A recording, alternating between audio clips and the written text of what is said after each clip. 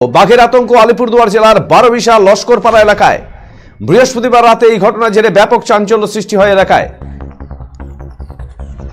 খবর পেয়ে ঘটনাস্থলে পৌঁছায় বন দপ্তরের কর্মীরা। স্থানীয়রা জানিয়েছেন এলাকায় একটি চিতাবাঘ দাপিয়ে বেড়াচ্ছে।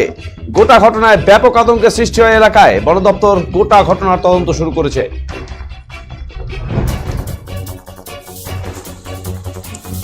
খোঁজা চলছে বাঘ আমরা খুঁজতেছি। আমরা মাই বেটা আগে দেখছি, দেখার পরে আমরা খুঁজতেছি। কেউ তো বাইরে কয়টা বাঘ না। দেখছিলেন? আমরা একটাই দেখছি। এখন খোঁজাখুঁজি চলছে, ডিপার্টমেন্ট আসছে তো? চলছে, ডিপার্টমেন্ট আসলো। খুঁজতেছি আর সবাই খুঁজতেছে। ওইদিকে জঙ্গলের মধ্যে, ওইদিকে আরো দেখছে মানুষে, ওইদিকে ওরা বলতেছে ওইদিকে জঙ্গলে ঢুকছে। এখন জঙ্গলেও খুঁজতেছে, আমরা ওইদিকে খুঁজতেছি। কোন জায়গা এটা?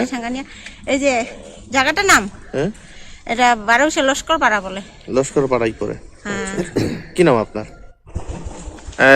কি হয়েছে এখানে? কি হয়েছে? বাঘ বাড়িছে কোথায়? ওই সামনে। কে দেখছিল? আমি দেখছি।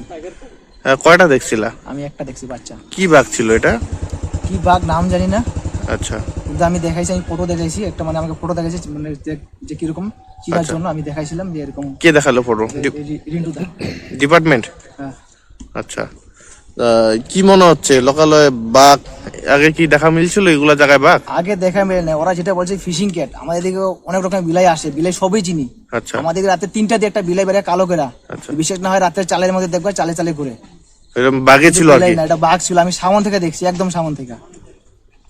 কখন দেখছিলা? তখন কটা বাজে? 9টা, 9:30 এরকম বাজে।